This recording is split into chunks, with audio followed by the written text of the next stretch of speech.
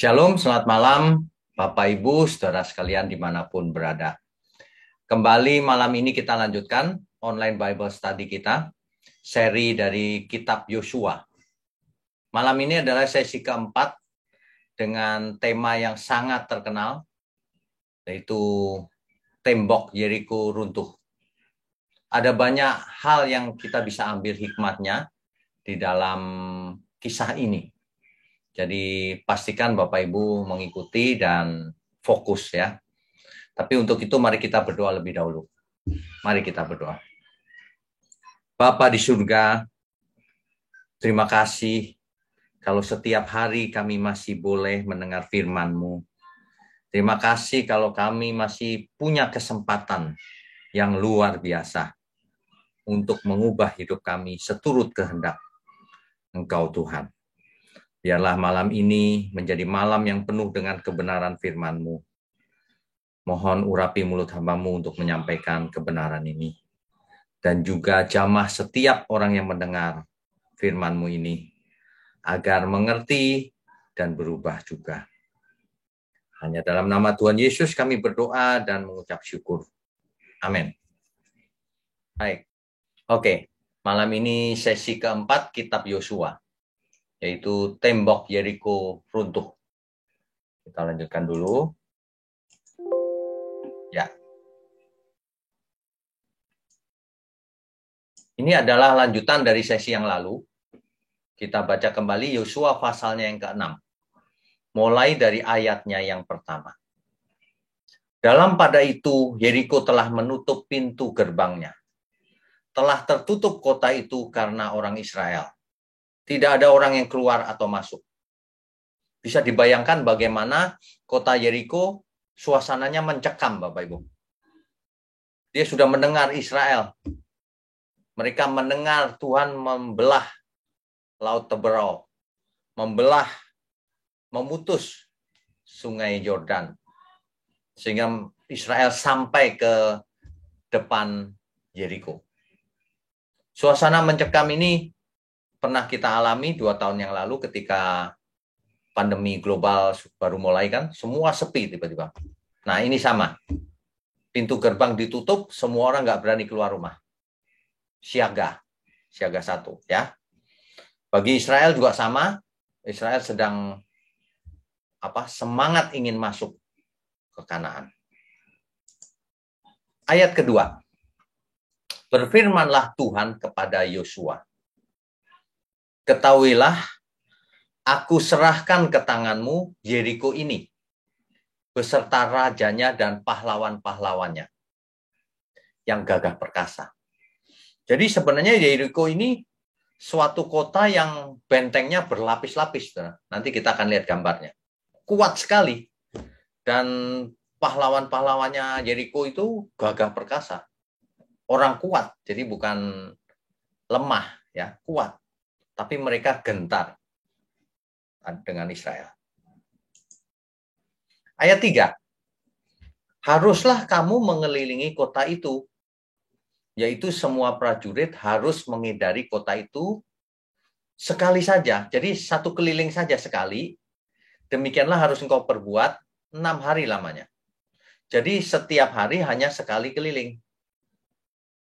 6 hari lamanya seperti itu. Ya. Dan 7 orang imam harus membawa 7 sangkakala tanduk domba di depan tabut. Harus membawa semacam trompet itu ya, dari tanduk domba. Mengiringi di depan tabut perjanjian. Tetapi pada hari ke-7, kamu harus 7 kali mengelilingi kota itu. 7 kali. Bisa dibayangkan nggak? Membawa tabut, berjalan kaki, mengelilingi kota. 7 kali lagi. Bapak Ibu tinggal di mana hari ini? Coba kelilingi kotanya. 7 kali. Nggak usah 7 kali, 1 kali saja. Ya. Nah, oke, kita lanjutkan dulu ya. Nah, tetapi pada hari yang ke-7, 7 kali kamu harus mengelilingi kota itu, sedang para imam meniup sangkakala. Sambil keliling, sambil meniup sangkakala. Oke, kita lanjutkan dulu. Ya, ayat 5-nya, apabila sangkakala tanduk domba itu panjang bunyinya, dan kamu mendengar bunyi sangkakala itu, maka haruslah seluruh bangsa bersorak dengan sorak yang nyaring. Maka tembok kota itu akan runtuh. Lalu bangsa itu harus memanjatnya, masing-masing langsung ke depan. Bapak Ibu, dulu kita sering membayangkan temboknya itu kecil, lalu waktu runtuh tinggal lompat saja. Tidak demikian. Alkitab mencatat, kamu harus naik memanjatnya. Meskipun sudah runtuh, masih harus naik memanjat ya. Oke, kita lanjutkan dulu. Ya. Ayat 6 sampai 7. Kemudian Yosua setelah menerima firman Tuhan, Yosua bin Nun memanggil para imam dan berkata kepada mereka, angkatlah tabut perjanjian itu, dan 7 orang imam harus membawa 7 sangkakala tanduk domba di depan tabut Tuhan. Jadi para imam, 7 imam memegang trompet tanduk itu, sangkakala, meniup sambil keliling. Di belakangnya ada tabut perjanjian, di belakangnya lagi seluruh rakyat ikut. Dan kepada bangsa itu dikatakannya, majulah, kelilingilah kota itu, dan orang-orang bersenjata harus berjalan di depannya tabut Tuhan. Itulah perintah Yosua kepada para imam dan pemegang senjata dan semua. Ya. Oke, kita lanjutkan dulu. Ya. Ayat 8 sampai 9. Segera sesudah Yosua berkata kepada bangsa itu, maka berjalanlah maju ke-7 orang imam yang membawa ke-7 sangkakala tanduk domba itu di hadapan Tuhan.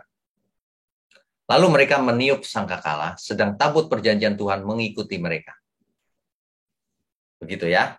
Nah, dan orang-orang bersenjata berjalan di depan para imam yang meniup sangkakala dan barisan penutup mengikut tabut itu. Sedangkan sangkakala terus-menerus ditiup. Jadi paling depan orang-orang yang pegang senjata. Di belakangnya para imam yang meniup sangkakala, tanduk domba itu ya. Di belakangnya para imam, tabut perjanjian yang diangkut oleh para imam juga. Di belakangnya lagi barulah seluruh bangsa ikut. Ya. Oke. Ya. Ayat 10 sampai 11. Tetapi Yosua telah memerintahkan kepada bangsa itu demikian. Janganlah bersorak dan janganlah perdengarkan suaramu. Artinya apa? Artinya bangsa Israel ini mengelilingi tembok Yeriko, kota Yeriko dengan sunyi senyap. Tidak ada suara. Ya. Sepatah kata pun janganlah keluar dari mulutmu. Hanya trompet saja. Sampai pada hari aku mengatakan kepadamu, bersoraklah. Sampai hari ke-7. Ya. Hari ke-7 dikatakan bersorak, bersorak mereka. Tapi sebelum itu mereka tidak boleh keluar suara apapun dari mulutnya. Demikianlah tabut Tuhan mengelilingi kota itu. Mengedarinya sekali saja dalam satu hari. Yaitu hari pertama sampai hari ke-6. Kemudian kembalilah mereka ke tempat perkemahan dan bermalam di tempat perkemahan itu. Jadi mereka keliling kota Yeriko sekali, balik ke perkemahan, bermalam. Besoknya keliling lagi hari kedua, lalu kembali ke perkemahan, istirahat malam lagi. Terus begitu. Sampai hari ke-7. Barulah hari ke-7 perlakuannya berbeda. Ya. Oke. Jadi dari ayat 12 sampai 16 itu, kalau kita baca, setiap hari para imam membawa tabut perjanjian mengelilingi 1 kali tembok kota Yeriko. 7 imam meniup sangkakala sambil berjalan, lalu kembali ke perkemahan. Ini sudah kita bahas tadi ya.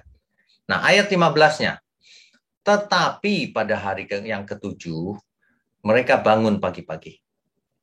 Ketika fajar menyingsing dan mengelilingi kota 7 kali dengan cara yang sama.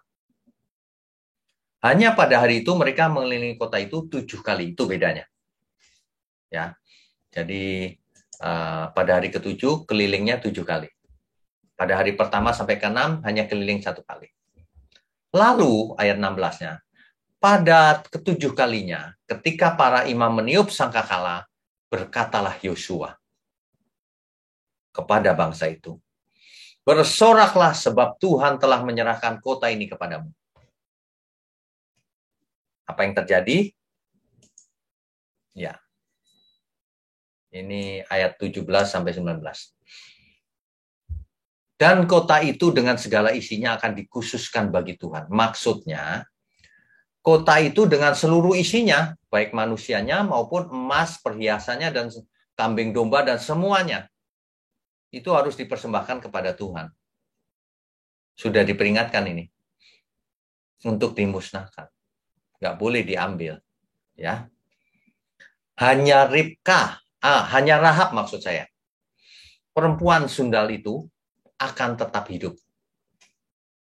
Ia dengan orang-orang yang bersama-sama dengan dia dalam rumah itu. Karena ia telah menyembunyikan orang suruhan yang kita suruh. Jadi kalau Bapak Ibu saudara ingat pertemuan kita yang lalu, Rahab menolong mata-mata Israel, menyembunyikannya, dan menurunkannya lewat tembok kota, sehingga mata-mata itu selamat. Sudah kita bahas ya.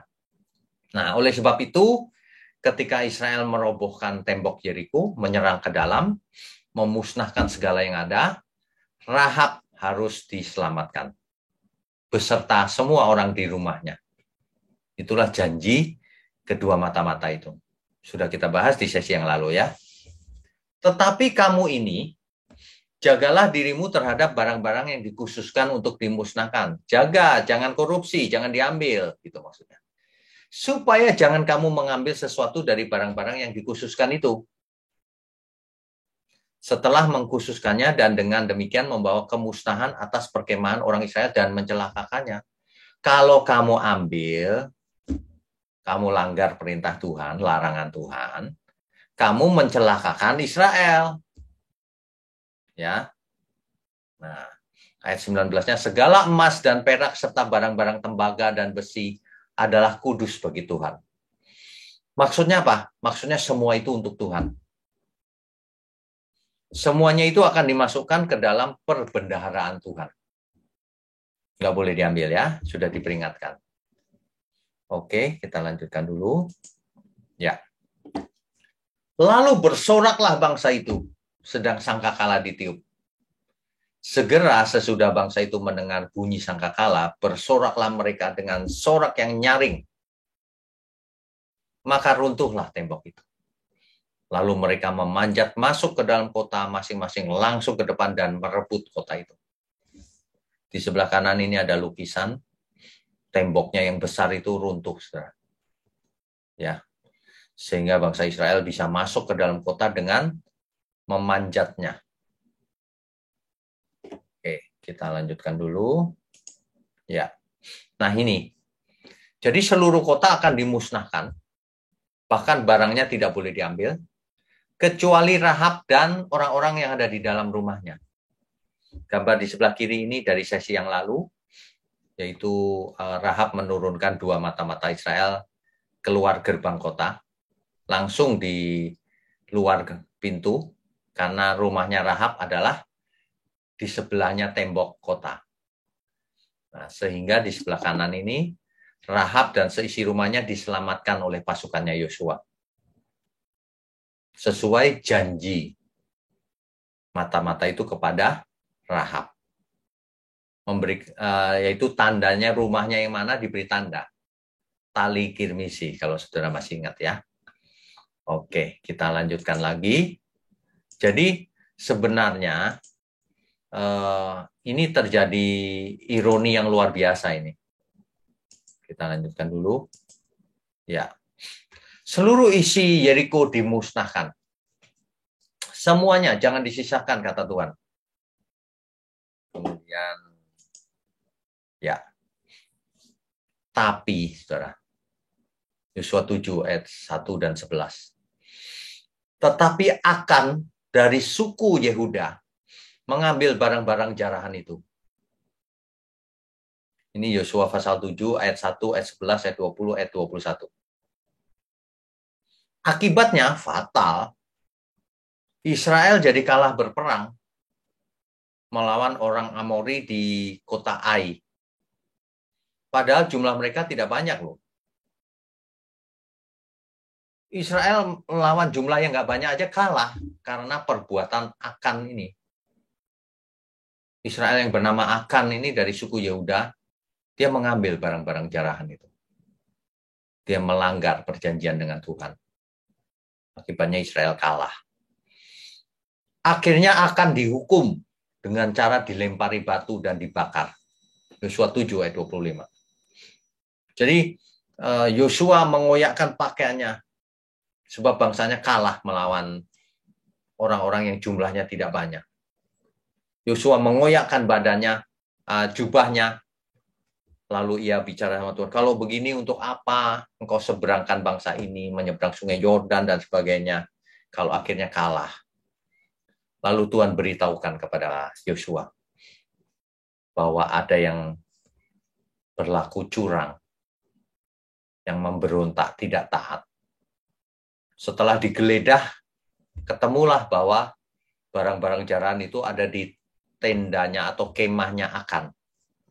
Sehingga akan ditangkap dan akhirnya dihukum mati. Ya. Oke, kita lanjutkan dulu ya, Bapak Ibu. Ya. Bapak Ibu perhatikan baik-baik, ada ironi antara Rahab dan Akan. Rahab itu kan perempuan, Akan itu laki-laki. Di zaman itu laki-laki lah yang harus jadi pemimpin, memberi contoh. Rahab itu orang Kanaan, tapi takut Tuhan. Sedangkan Akan orang Israel, tetapi tidak takut Tuhan. Ironi ya, terbalik. Rahab itu perempuan sundal, sangat tidak terhormat di mata orang. Sedangkan Akan itu orang yang sangat terhormat karena dari suku Yehuda. Orang Israel dari suku Yehuda. Kontras ya. Rahab yang harusnya binasa, tetapi selamat. Sedangkan Akan yang harusnya selamat, malah binasa. Ini ironi banget. Bangsanya Rahab, yaitu Yeriko, binasa. Bangsanya Akan, Israel, menang. Tapi Akannya yang binasa. Ini ironi. Rahab menyembunyikan mata-mata Israel di rumahnya. Sedangkan Akan menyembunyikan hasil curiannya di tendanya. Waduh. Rahab hidup seperti orang Israel. Sedangkan Akan hidup seperti orang Kanaan. Terbalik semua ini, ironi. Jangan sampai hari ini kita percaya Tuhan, tapi hidup seperti orang kafir. Jangan sampai ada orang yang belum kenal Tuhan Yesus, tapi malah lebih baik dari kita. Ironi. Ya. Mudah-mudahan ini bisa membuat kita tercelik. Jangan sampai hidup kita ini menjadi ironi. Kita sudah ditebus. Jangan sampai itu kita sia-siakan. Rahab, bayangkan. Perempuan Kanaan, bukan Israel. Malah takut Tuhan. Akan, yang dari suku Yehuda lagi. Suku terbesar. Malah tidak takut Tuhan. Akan yang harusnya terhormat, malah tidak terhormat. Matinya dirajam dan dibakar. Rahab, perempuan sundal yang harusnya mati, tidak terhormat. Malah terhormat, diselamatkan dari kehancuran Yeriko. Ya, di kitab Ibrani dikatakan Rahab dibenarkan perbuatannya itu. Oke, kita lanjutkan lagi. Ya, Bapak Ibu perhatikan sebentar. Bapak Ibu perhatikan ya. Ini Yeriko. Kota Ai ini ada di dekatnya Yeriko. Kecil. Nah, Israel dari Yeriko menyerang Ai kalah. Mengapa? Karena akan berbuat curang, melanggar perjanjian dengan Tuhan. Akan yang suku Yehuda itu malah berkhianat. Makanya orang Israel kalah dengan Ai mula-mulanya. Ya. Oke, kita lanjutkan.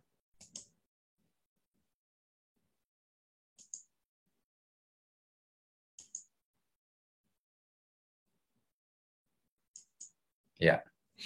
Di perjanjian baru, nama Yeriko ini lumayan terkenal, saudara. Yesus menyembuhkan dua orang buta di mana? Pas di luarnya Yeriko, di sekitar Yeriko. Matius 20, ayat 29 sampai 34. Coba kita baca ya. Matius pasalnya yang ke-20. Kota Yeriko ini terkenal, saudara. Matius 20, ayat 29 sampai 34. Dan ketika Yesus dan murid-muridnya keluar dari Yeriko, orang banyak berbondong-bondong mengikuti dia. Ada dua orang buta yang duduk di pinggir jalan mendengar bahwa Yesus lewat. Lalu mereka berseru, Tuhan anak Daud, kasihanilah kami. Tetapi orang banyak itu menegur mereka supaya mereka diam. Namun mereka makin keras berseru katanya, Tuhan anak Daud, kasihanilah kami. Lalu Yesus berhenti dan memanggil mereka. Ia berkata, apa yang kamu kehendaki supaya aku perbuat bagimu? Jawab mereka, Tuhan, supaya mata kami dapat melihat. Maka tergeraklah hati Yesus oleh belas kasihan. Lalu ia menjamah mata mereka, dan seketika itu juga mereka melihat lalu mengikuti dia. Jadi peristiwa mujizat terceliknya dua orang yang buta ini, itu terjadinya di pinggiran Yeriko. Ya. Kemudian Yesus menyembuhkan Bartimeus, anak Timeus juga di luar Yeriko. Dicatat di Markus 10 ayat 46 sampai 52. Ya. Kalau saudara ingat kisah Sakeus, orang pendek yang naik ke pohon ara itu. Nah, itu terjadinya di Yeriko. Kisah Sakeus yang bertemu Yesus. Dan Sakeus bertobat. Sakeus ini kan pemungut cukai ya, saudara. Sakeus itu sangat dibenci oleh orang-orang karena memungut pajak untuk penjajah Roma. Tapi Yesus berkata-kata dengan Sakeus. Dan orang banyak mencela. Karena Yesus seorang rabi bergaul dengan seorang yang hina. Seperti Sakeus. Dianggap hina oleh orang-orang. Kaya sih, tapi dianggap hina. Dianggap pengkhianat bahkan. Ya. Nah, tapi Yesus mampir ke rumahnya. Dan terjadilah pertobatan di sana. Sakeus selamat gara-gara itu. Di sebelah kiri ini, Bapak Ibu lihat ada fotonya pohon. Nah, kalau kita tur lewat menuju Yeriko, pohon ini katanya pohonnya Sakeus. Ya itu kan sudah 4.000 ribuan tahun yang lalu ya. Benar nggak juga kita tidak tahu. Tapi ini dianggap sebagai pohonnya Sakeus. Ya.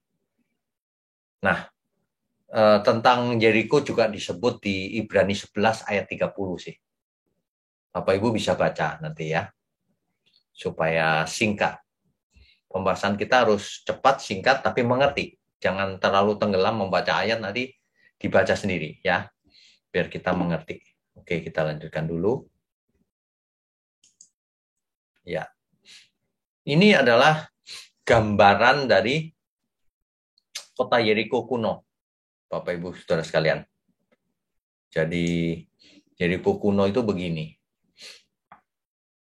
Bapak Ibu perhatikan ya. Saudara sekalian, coba perhatikan gambar ini. Kota ini dikelilingi oleh berapa lapis tembok? Iya, benar. 2. Tembok paling luar, kemudian lapis keduanya tembok yang dalamnya. Jadi bisa dibayangkan kalau orang Israel melihat tembok ini, bagaimana caranya menembus ya? 2 lapis loh. Sulit ya. Tapi itulah yang terjadi, yang dicatat oleh Alkitab.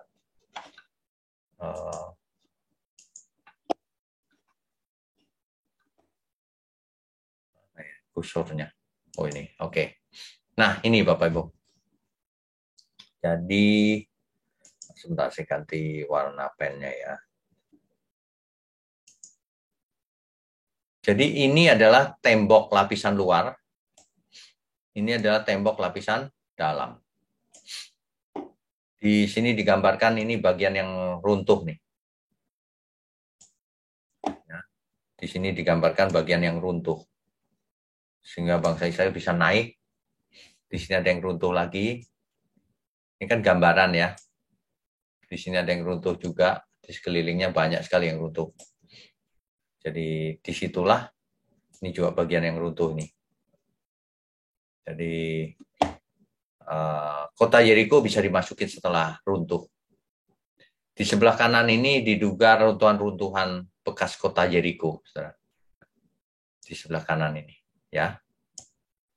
Oke. Kita lanjutkan dulu. Ya. Bapak Ibu, saudara sekalian, kota Yeriko itu adalah sebuah kota yang terletak sekitar 16 km di barat laut dari Laut Mati. Jadi kalau di sini Laut Mati, di barat lautnya. Ya, di dekat Sungai Yordan. Dan kota Yeriko ini dipercaya merupakan kota tertua di dunia.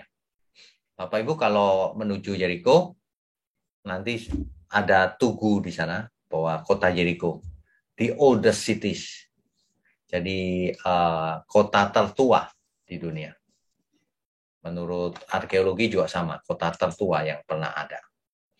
Yang memiliki benteng tembok lapis 2 itu. Ya. Oke, kita lanjutkan. Nah, Yeriko digambarkan dalam Alkitab Perjanjian Lama sebagai kota pohon palem. Mengapa? Karena banyak pohon palemnya. Sedangkan Yeriko itu kota kecil, saudara. Luasnya hanya sekitar 3 hektar. Itulah sebabnya Israel dapat mengelilingi 7 kali dalam sehari. Karena cuma 3 hektar luasnya. Kalau luasnya seperti kota Jakarta ya nggak selesai. Dikelilingi 1 hari juga nggak selesai. Apalagi 7 kali sehari. Dengan berjalan kaki loh. Membawa tabut loh. Ya. Jadi kota Yeriko ini kecil sekali. Hanya sekitar 3 hektar. Sehingga Israel bisa mengelilinginya. Di sebelah kanan ini adalah foto kota Yeriko hari ini. Jadi Bapak Ibu kalau ke sana, kota tua ini nggak ada yang istimewa sih. Ya kota biasa saja. Kota kuno ya. Oke, kita lanjutkan. Ya. Bapak Ibu yang mengikuti sesi kitab Kejadian di awal-awal, mungkin masih ingat ya kalau masih di awal ya. Ini adalah daerah yang dinamakan Fertile Crescent. Daerah yang subur, yang membentuk bulan sabit. Ini nih. Ya. Jadi di gambar hijau warnanya karena subur. Sampai ke sebelah kiri ini adalah Sungai Nil. Ini Sungai Nil, ya. Makanya subur daerahnya. Nah, Yeriko itu ada di mana ya? Ini dia Yeriko. Yeriko terletak di Fertile Crescent. Terletak di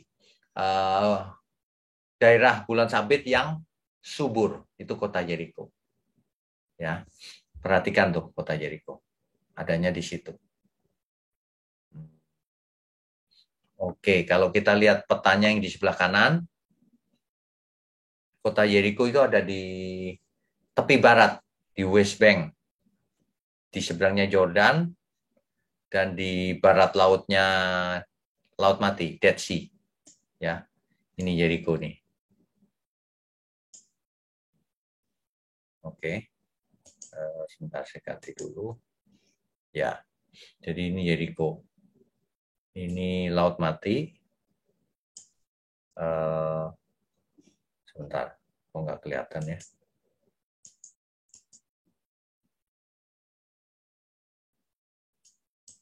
Pen. Ini dia. Jadi itu Yeriko, dekat di situ ada Yerusalem, setelah itu Bethlehem, ya, dan seterusnya. Ya, ini adalah peta Yeriko zaman sekarang. Adanya di tepi barat. Ya, oke, kita lanjutkan dulu. Ya, ini adalah foto dari atas kota Yeriko. Kita lanjutkan dulu.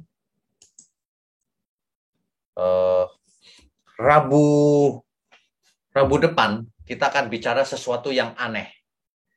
Matahari dan bulan pernah berhenti di zamannya Yosua. Bagaimana ini? Kalau dipandang dari ilmu pengetahuan. Agak aneh ya. Nanti kita akan bahas di Rabu mendatang.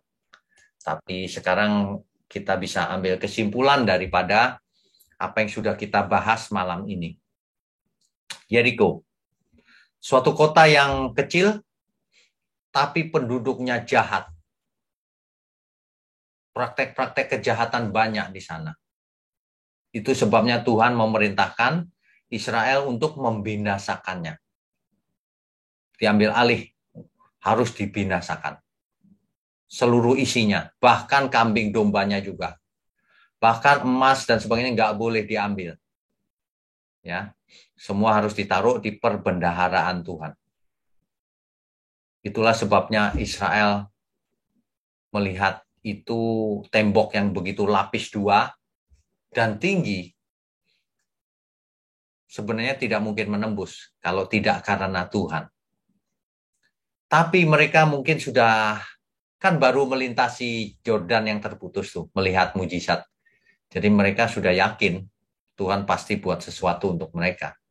Mereka taat saja makanya. Ya. Sehingga tembok itu runtuh. Nah, runtuhnya karena apa? Kita tidak tahu tepat, tapi Alkitab mencatat setelah dikelilingi 7 kali, lalu meniup sangkakala, lalu semua bersorak dengan sorak yang kencang gitu, tembok itu runtuh. Dan ini keajaiban Tuhan juga. Tuhan yang berperang ganti Israel. Nah, tapi dalam hal meruntuhkan temboknya. Tapi kalau masuk ke dalam perang, Israel harus berperang sendiri. Harus menaklukkan Yeriko. Jadi Yeriko ini sekaligus merupakan kota yang istimewa, meskipun kecil. Hari ini pun nggak ada apa-apa kalau kita ke sana, sepi. Ya, paling kita dibawa oleh tur ke kota Yeriko beli kurma, jauh-jauh beli kurma doang. Padahal di Israel banyak yang lebih bagus kurmanya. Ya, nah, di Yeriko itu. Nah, kota Yeriko yang kecil ini rupanya menjadi kota pertama yang disinggahi oleh Israel ketika masuk ke tanah perjanjian. Kota yang kuat pertama. Sebelum itu kan Israel berkemah di Gilgal. Yang pertama Gilgal. Tapi kalau kota yang benerannya yang punya pertahanan kuat itu Jericho. Ya, mengerti ya? Jadi Jericho hari ini masih ada kotanya. Jadi kisah ini bukan dongeng. Kotanya masih ada. Reruntuhannya sedang diselidiki terus dari abad yang lalu. Sejak 2 abad yang lalu sampai sekarang diselidiki terus. Di mana letak temboknya itu? Nah, sekarang ditemukan runtuhan-runtuhan banyak sekali di kota itu. Ya. Jadi arkeologi selalu membuktikan bahwa Alkitab kita benar. Ini penting. Sebab ada orang yang skeptis, tidak percaya, selalu bicara, itu dongeng itu. Bagaimana mungkin tembok bisa runtuh, nggak ada sebabnya. Ya, kalau mikirnya dengan pikiran manusia biasa, ya nggak bisa. Tapi faktanya demikian. Ya, jadi mujizat Tuhan diberikan ketika itu supaya Israel teguh berdiri mengalahkan musuh. Ya, nah, kita bisa ambil hikmatnya hari ini bahwa meskipun masalah kita besar, kita lakukan saja bagian kita. Kalau Israel diperintah untuk mengelilingi, tidak boleh bersuara, hari pertama sampai ke-6, nurut saja. Gitu ya. Nah, jadi kita juga sama. Kalau kita diajar firman kebenaran, nurut saja, jangan pakai pikiran diri sendiri. Ada banyak hal yang kita nggak pernah pikirkan, itu yang Tuhan sediakan juga. Ada banyak mujizat dalam hidup kita kalau kita nurut saja. Mujizat tidak harus spektakuler, tapi hal-hal yang mengagumkan. Jadi, mari kita belajar nurut saja. Bangsa Israel sampai di sini masih taat, meskipun ada yang tidak taat tadi, yaitu Akan dan kawan-kawannya. Tapi apakah taat terus nanti setelah menaklukkan Kanaan? Nanti kita akan lihat di sesi-sesi selanjutnya. Pastikan kita ikut terus, jangan sampai kita mengulang kesalahan yang sama yang dilakukan oleh Israel. Nah, semuanya itu ditulis supaya kita tidak buat kesalahan yang sama, gitu loh maksudnya. Ya. Jadi kita mengerti kisahnya, kita ambil hikmatnya untuk kita kenakan hari ini. Demikian kebenaran malam ini. Ayat-ayatnya Bapak Ibu bisa baca sendiri ya, karena banyak. Supaya waktunya singkat bisa kita tanya jawab dan diskusi. Baik, silakan. Co-host. Baik, kita sambung dengan sesi tanya jawab. Bagi Bapak Ibu yang ingin bertanya, silakan klik icon raise hand dan membuka video. Bagi penanya pertama, Bapak Payaman Sinambela. Silakan, Pak. Shalom, selamat malam, Pak. Shalom, selamat malam. Kalau tadi di dalam peruntuhan tembok Jeriko ada bunyi sangkakala, salah satu mekanisme yang dibuat oleh Tuhan untuk dilaksanakan. Ya. Kemudian kalau saya tidak salah bahwa kedatangan Tuhan Yesus yang kedua untuk menghancurkan bumi ini atau menghancurkan iblis, katanya bunyi juga sangkakala. Yang menjadi pertanyaan di situ, bisakah kita paralelkan dengan penghancuran tembok Jeriko ini dengan kedatangan Yesus yang kedua untuk menggerakkan rencananya menghancurkan dunia ataupun iblis? Nah, itu yang pertama. Yang kedua, tembok Jeriko ini kan begitu kuat. Saya pernah juga Tuhan Yesus pernah berkata lebih mudah seekor unta masuk ke dalam lubang jarum daripada orang kaya masuk ke dalam surga. Jadi katanya ini adalah sebetulnya bukan lubang jarum yang secara harfiah, tapi lubang kecil di tembok Jeriko. Nah, apakah lubang kecil ini di tembok Jeriko yang sebelum Israel meruntuhkan atau setelah Israel menang, Israel membangun lagi semacam tembok Jeriko atau begitu, Pak? Makasih, Pak. Oke, baik. Yang pertanyaan kedua dulu saya jawab ya, bahwa lubang kecil itu sebenarnya apa? Ini sudah pernah saya khotbahkan sebenarnya, tetapi begini, ada beberapa pendapat bahwa lubang jarum itu adalah sebutan daripada pintu kecil di samping pintu gerbang utama kota.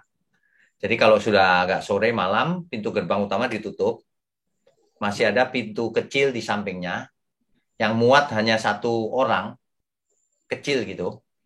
Nah, itu disisakan untuk yang tamu kemalaman dan sebagainya. Kata pendapat yang pertama itu, mungkin itu pintu kecil itu. Tapi pendapat kedua, kalau saya lebih milih itu bukan harafiah, itu adalah gaya bahasa. Tuhan Yesus sering sekali memakai gaya bahasa bahwa lebih sulit orang kaya unta masuk lubang jarum. Lubang jarum beneran tuh nggak sulit daripada orang kaya masuk surga.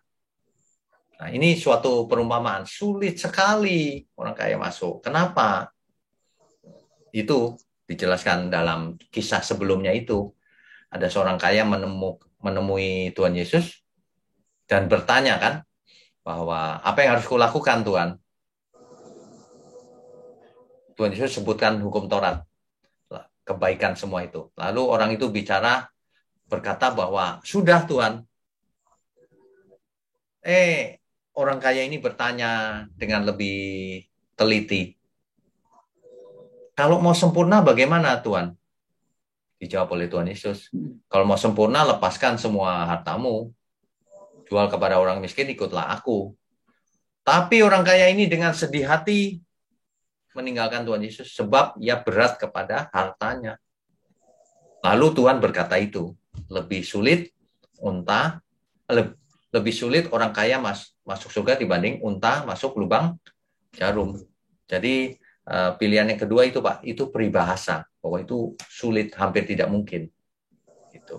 Nah, yang mana saja kalau orang mau debat, saya tidak tertarik debat. Intinya adalah orang kaya sulit masuk kerajaan surga kalau hatinya terikat pada hartanya. Itu sih intinya. Jadi bukan soal pintunya itu pintu fisik atau peribahasa. Tapi Tuhan memang sering membuat satu pengajaran dengan perumpamaan dan peribahasa, Pak. Memang sering juga itu. Jadi nggak ada masalah sih. Ya. Pertanyaan yang pertama apa ya, Pak? Maaf, saya lupa tadi. Yang pertama bahwa dalam peruntuhan tembok Jeriko bunyi sangkakala. Ada suatu mekanisme. Oh iya ya, soal paralel ya, Pak. Ya baik.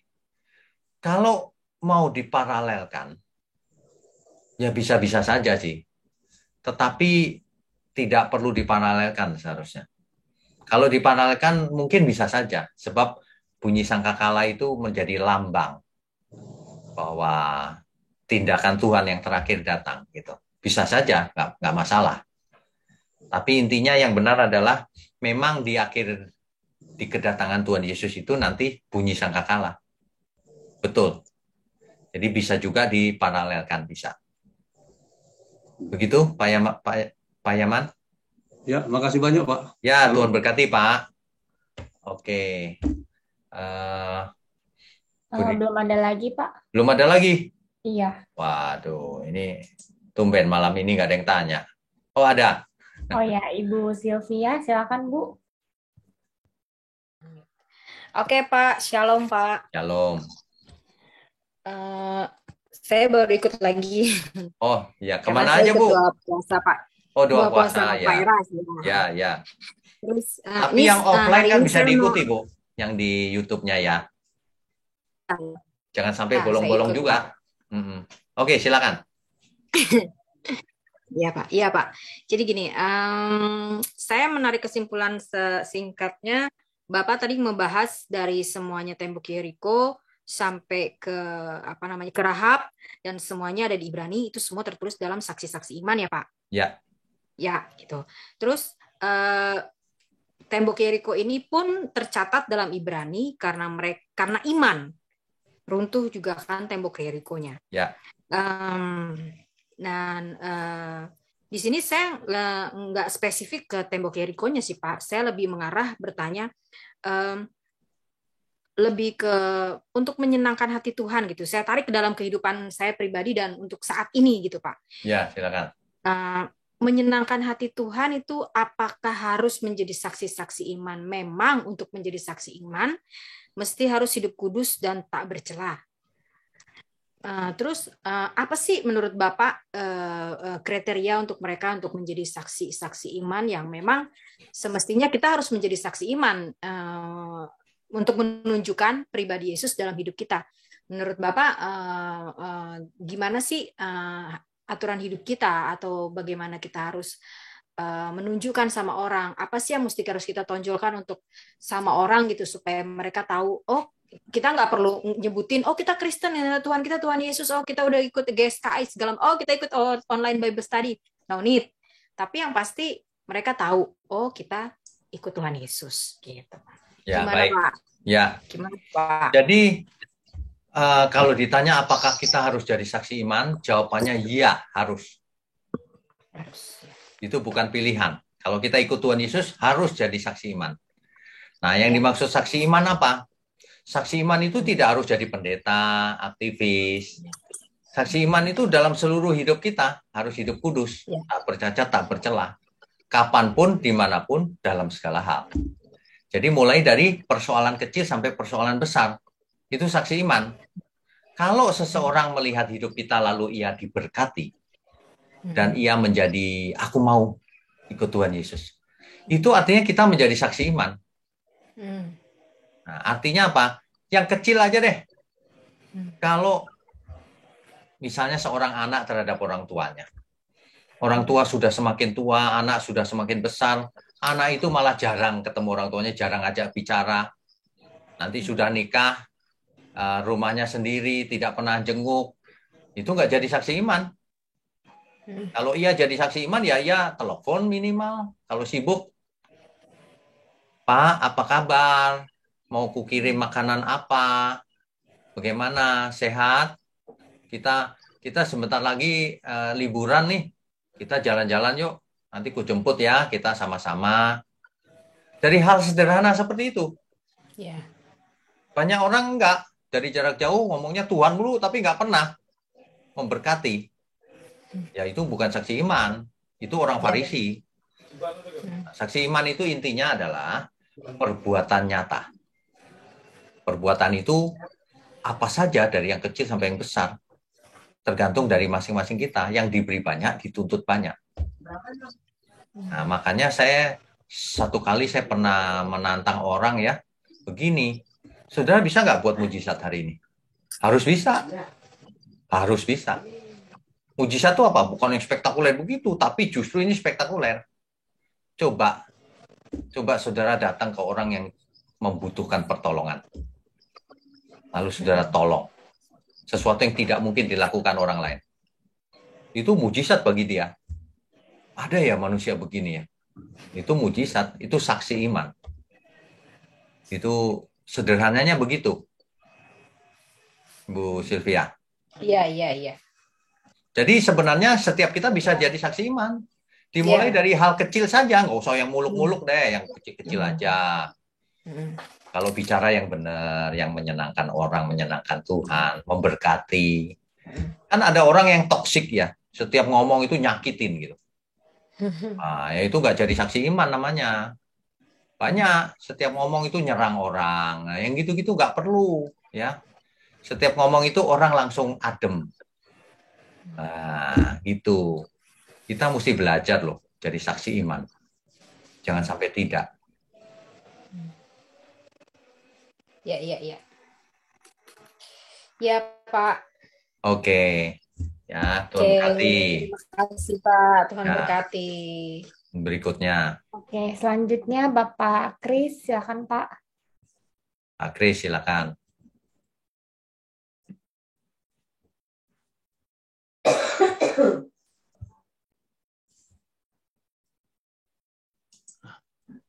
Ya, shalom Pak. Shalom. Pak, Jericho ini apa ya Pak? Apa areanya ke timur ke arah Yordania sana atau masih area Israel ya Pak ya sekarang? Jericho itu ini kan laut mati nih Pak. Di barat lautnya. Kan petanya ada tadi itu. Di barat lautnya persis. Oh, berarti masih wilayah Israel ya Pak ya? Jadi di sebelah baratnya Yordan ya.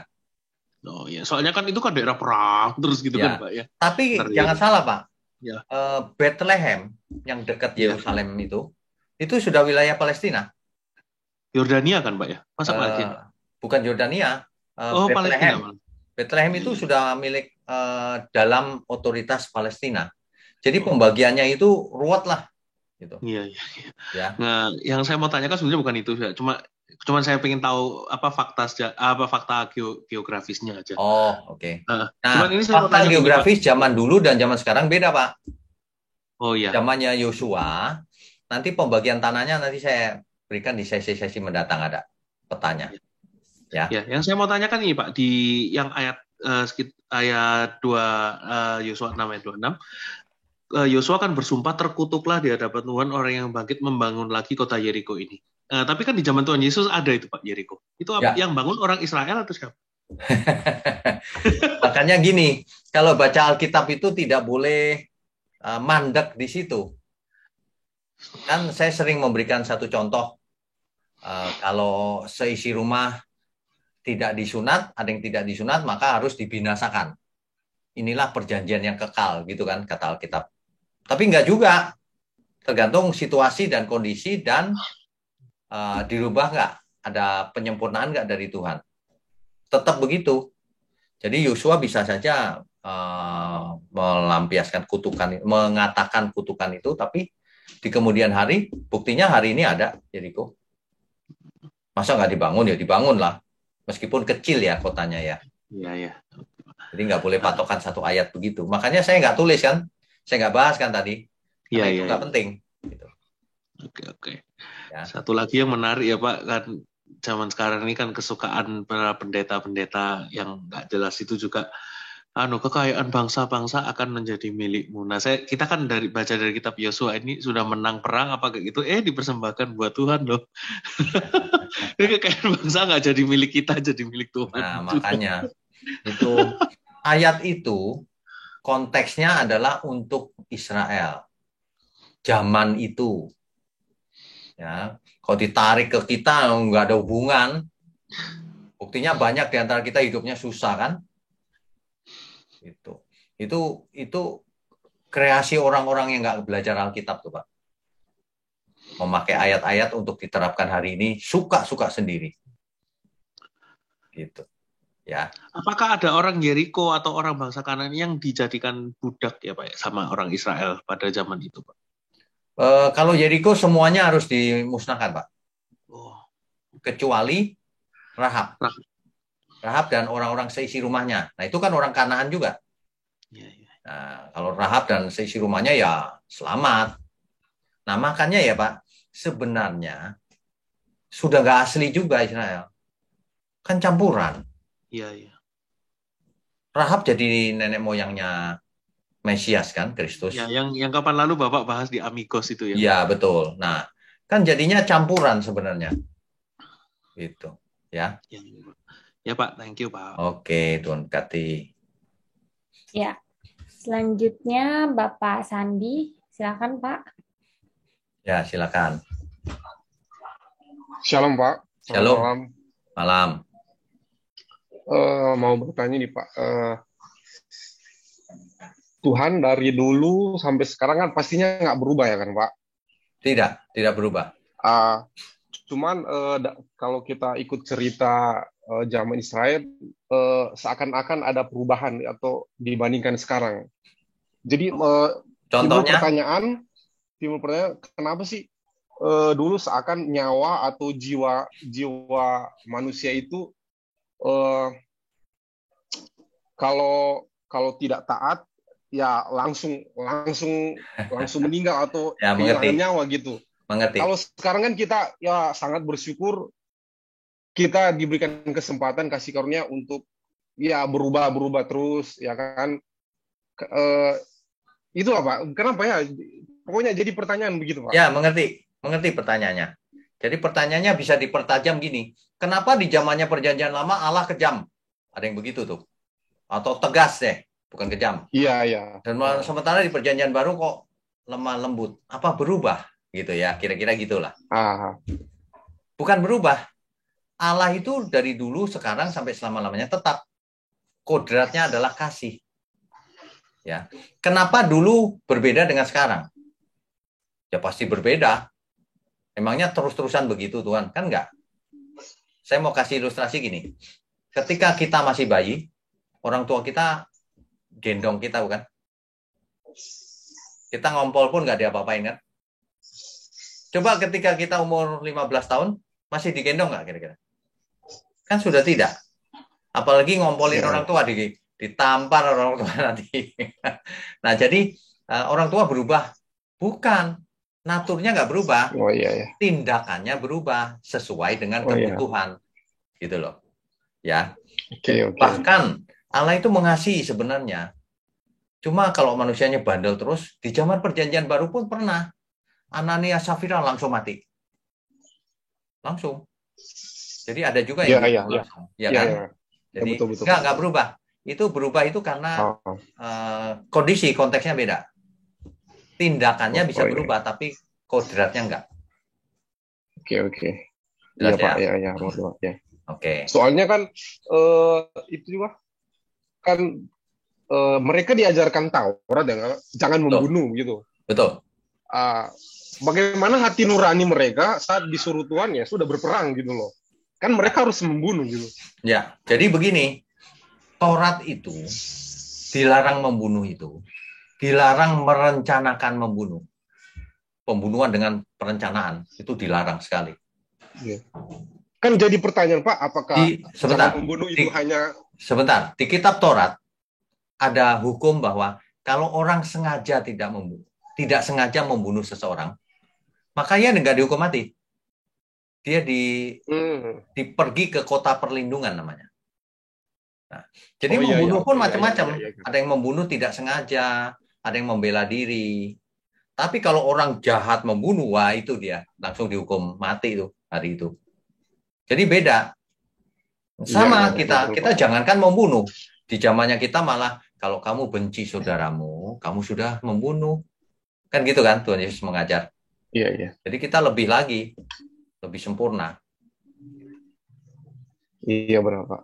Ya. Soalnya timbul pertanyaan gimana kalau agama seberang nanya ke kita, kalian juga diajarkan dulunya ada Tuhan kalian suruh berperang loh begitu. Kan kalau agama seberang kan mereka ya seakan-akan ya mereka menganggap kita kafir ya halal mereka membunuh kita kalau begitu. Ya. Tapi kan ini beda konteksnya. Ketika itu Tuhan langsung yang memerintahkan. Bukan manusianya menafsirkan aku diperintah Tuhan nih, kan bukan gitu. Nangkep nggak bedanya? Kalau itu perintah Tuhan langsung, suara Tuhan langsung.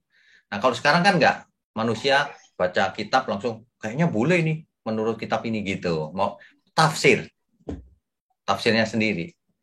Nah makanya Tuhan turun menjadi manusia supaya tafsirnya nggak salah. Kamu sudah mendengar hukum, gigi ganti gigi, mata ganti mata. Kata Tuhan Yesus begitu kan? Tapi aku mengatakan kepadamu, kalau kamu dibenci, kamu dianiaya, kamu doakan dia. Kamu ampuni, kamu kasih musuhmu. Nah, yang gitu-gitu dirubah sama Tuhan Yesus. Iya Pak, ya. Ya. Oke Pak, terima kasih Pak. Oke, Tuhan berkati. Ya, belum ada lagi Pak. Oh ada. Ibu Ade Novita, ya. Silakan Bu. Bu Ade, silakan.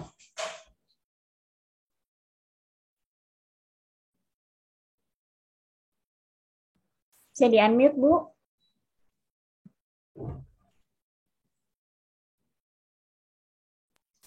Ya, silakan. Sudah. Shalom. Pak, saya mau menanyakan, maaf kalau tadi Bapak sudah menjelaskan, tapi saya enggak. Ya. Itu mengelilingi tembok Yeriko-nya itu hari yang pertama satu kali, kemudian di hari ke-7 itu 7 kali. Apakah itu ada maknanya ya, Pak? Di Alkitab tidak dikisahkan atau diceritakan itu ada maknanya atau tidak. Jadi itu hanya perintah Tuhan. Pokoknya taat saja gitu. Jadi nggak mengandung makna apa-apa. Cuma kalau angka 7 di Alkitab itu artinya sempurna. Sempurna, lengkap, sudah finish gitu. Itu arti angka 7. Makanya di hari ke-7 rubuhnya itu. Gitu. Begitu, Bu.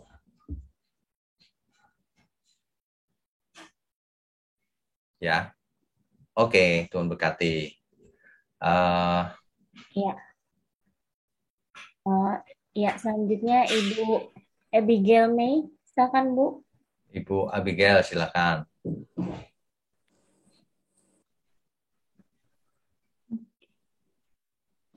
Ya, selamat malam, Pak. Selamat malam.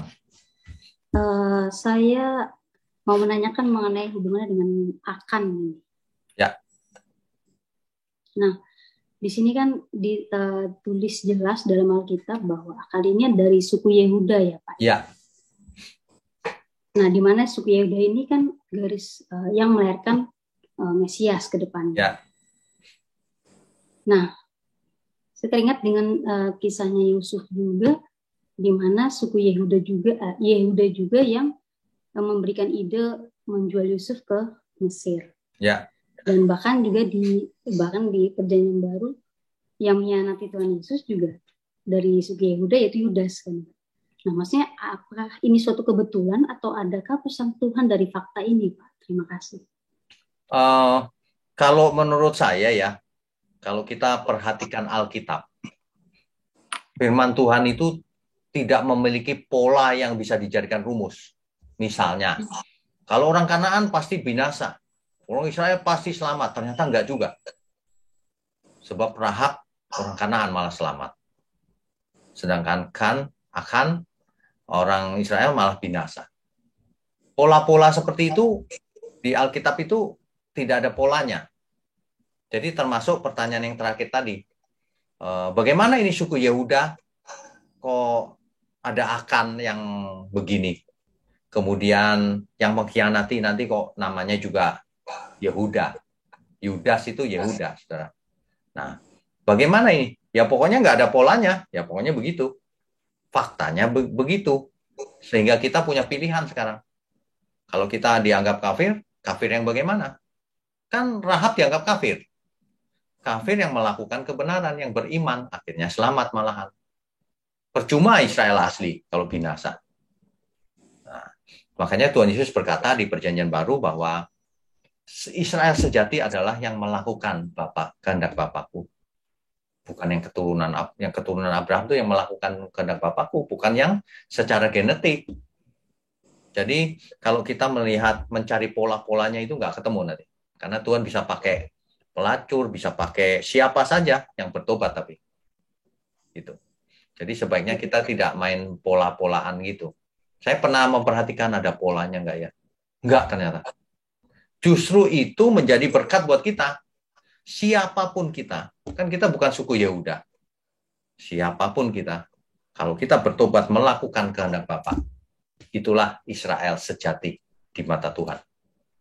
Gitu. Iya, Pak. Ya. Terima kasih, Pak. Oke, Tuhan berkati. Tuhan berkati. Berikutnya. Selanjutnya Bapak Yuryanto. Silakan, Pak. Ya, silakan. Salam Pak, selamat malam Pak. Selamat malam. Oke, saya mau bertanya Pak, soal tembok Yeriko, runtuhnya tembok Yeriko itu apakah ada hubungannya dengan mujizat pujian penyembahan Pak? Oke, jadi bangsa Israel diperintah meniup sangkakala, kemudian bangsa Israel bersorak nyaring di hari ke-7, baru tembok itu runtuh. Nah, bagaimana supaya kok bisa demikian? Bukan setiap kita keliling lalu bersorak pasti tembok runtuh, bukan. Karena itu adalah perintah Tuhan sendiri. Jadi yang meruntuhkan adalah Tuhan, bukan karena nyanyian mereka, bukan. Bukan karena pujian sembah mereka, bukan. Karena mereka taat, maka Tuhan rubuhkan tembok itu. Sama seperti laut Tebero yang terbelah, bukan karena nyanyian pujian, kuasa Tuhan itu yang membelah. Tuhanlah yang merencanakan. Bukan kita yang minta ke Tuhan, bukan. Tuhan yang merencanakan. Tuhan yang, perhatikan, inisiatifnya datang dari Tuhan loh itu. Tuhan yang memberi perintah kan. Kamu begini, nanti rubuh temboknya. Nah gitu loh. Jadi kita nggak boleh membuat rumusan, kalau gitu saya mau merobohkan tembok siapa misalnya. Dengan cara puji-pujian, enggak gitu juga. Kita ikuti saja firman Tuhan, apalagi yang paling penting, jangan dilupakan. Kalau mujizat itu bukan yang paling penting, yang paling penting itu bagaimana kita melakukan kehendak Bapa, menjadi anak Allah, mengenakan kodrat ilahi, hidup kudus, tak bercacat, tak bercela, menjadi saksi iman. Itu yang utama yang itu. Ya. Tapi kan Pak, di dalam kehidupan kita ya Pak, kalau kita aplikasikan ya sesuai cerita tembok Yeriko ini ya Pak. Tembok Yeriko itu kan bisa dilambangkan sebagai pemisah ya Pak. Nah, jadi kalau umpamanya dalam kehidupan kita, kan banyak di dalam kehidupan kita ini sebagai tembok pemisah antara kita sama Tuhan atau antara kita sama sesama gitu Pak. Jadi untuk merubuhkan tembok pemisah itu Pak, salah satunya seperti pemisah kita antara Tuhan itu kan temboknya itu dosa ya Pak ya. Jadi bagaimana cara kita Pak? Oke, tembok Yeriko tidak bisa disamakan dengan itu. Tembok Yeriko memisahkan apa dan apa? Kita dan Tuhan, bukan. Tembok Yeriko itu temboknya orang kafir. Nah, jadi kalau itu cerita lain. Tapi kalau bagaimana kita supaya berkenan bagi Tuhan, nah itu pertanyaannya memang. Bagaimana supaya kita berkenan? Satu, kita harus menyadari bahwa dosa kita sudah diampuni. Artinya kita jangan buat dosa lagi. Yang kedua, kita sudah dimeteraikan Roh Kudus dalam diri kita. Artinya kita milik Tuhan. Kalau kita milik Tuhan, Roh Kudus ada dalam diri kita, artinya kita harus hidup kudus. Tak bercacat, tak bercela. Nah, kemudian kita dianugerahi oleh firman Tuhan, Alkitab. Artinya kita harus belajar Alkitab. Nah, barulah yang terakhir. Roma 8 ayat 28. Allah turut bekerja dalam segala hal, segala perkara, untuk mendatangkan kebaikan bagi kita yang mengasihi Dia. Supaya kita makin dewasa imannya, makin menjadi berkat, makin menjadi garam dan terang, makin tidak pernah buat dosa. Jadi saksi iman akhirnya. Itu. Ya. Iman itu harus ada tindakan nyatanya. Itu yang penting. Bukan cuma dibicarakan. Oke, Tuhan berkati. Yurianto ada di kota mana ya? Kota Medan, Pak. Oh, di Medan. Baru pertama ya join ya? Iya, Pak. Baru pertama yang ya. Ya, Bapak. Ya, selamat datang. Kalau ada yang pertama, berarti ada yang kedua, ketiga, dan seterusnya ya. Tuhan berkati. Oke, berikutnya. Oke, selanjutnya Ibu Yuliana, silakan Bu. Ibu Yuliana. Shalom Pak Wignyo. Shalom. Ya, masih berkaitan dengan pertanyaan Pak Yurianto tadi tentang bagaimana kuasa dalam puji-pujian sehingga Tuhan melakukan mujizat begitu Pak. Ya. Bagaimana kaitannya dengan Mazmur 22 ayat 4 Pak? Firman Tuhan bilang padahal engkaulah yang kudus yang bersemayam di atas puji-pujian orang Israel. Bagaimana menurut Bapak dengan mujizat yang terjadi keruntuhan tembok Yeriko? Memang betul itu inisiatif Tuhan, tapi Tuhan itu ingin dia hadir ketika orang-orang Israel itu memuji Tuhan begitu. Kaitannya dengan Mazmur 22 ayat 4. Bagaimana menurut Pak Wignyo? Terima kasih Pak Wignyo. Ya, oke Bu. Jadi kalau kita membaca ayat ini, padahal engkaulah yang kudus yang bersemayam di atas puji-pujian orang Israel. Ini tidak boleh diartikan secara harafiah. Banyak orang membayangkan gitu, kita memuji Tuhan, suara kita mengalir, lalu Tuhan ada di suara kita itu. Bukan. Ini artinya Tuhan berkenan atas puji-pujian kita. Senang. Itu artinya itu. Jadi dalam hal Yeriko, Tuhan senang dengan caranya Israel melakukan kehendak Tuhan. Perintahnya itu dilakukan gitu. Nah, dalam hal ini kalau hari ini aplikasinya buat hidup kita, seluruh hidup kita ini puji-pujian, bukan hanya mulut kita. Kalau mulut kita memuji tapi tindakan nyatanya setiap harinya nggak benar, ya percuma juga. Jadi pujian kita itu seluruh hidup kita, termasuk suara kita dalam memuji Tuhan. Nah, barulah Tuhan berkenan. Bersemayam di atas puji-pujian itu maksudnya berkenan. Tapi jangan diartikan puji-pujiannya cuma dari mulut. Seluruh hidup kita harus merupakan pujian bagi Tuhan. Begitu Bu, barulah itu sempurna. Terima kasih Pak Wignyo. Ya, Tuhan memberkati. Tuhan berkati. Belum ada lagi Pak. Oke, habis ya. Ya. Malam ini lumayan. Memang begini Bapak Ibu. Jadi kalau kalau kita belajar itu jangan tenggelam membaca terlalu lama. Pendek tapi pembahasannya yang banyak. Tanya jawabnya. itu lebih mengena. Sehingga Bapak Ibu tidak ada pertanyaan lagi. Jadi setiap sesi harus tuntas seluruh pertanyaan. Ya, oke. Saya rasa malam ini cukup. Kita tundukkan kepala yuk. Mari kita berdoa. Bapa di surga, kami mengucap syukur atas semua yang kami bicarakan, yang kami pelajari pada malam ini. Kami percaya Tuhan sudah urapi kami semua dengan berkat-berkat yang dari Engkau, baik berkat jasmani maupun berkat rohani. Terima kasih Bapa untuk hikmat-hikmat yang kami dapatkan. Mohon berkati online Bible Study, gerejamu di tempat ini, channelmu di tempat ini, agar menjadi berkat bagi seluruh dunia, agar membukakan wawasan dan pikiran banyak orang, sehingga semakin banyak orang yang berkenan bagi Tuhan.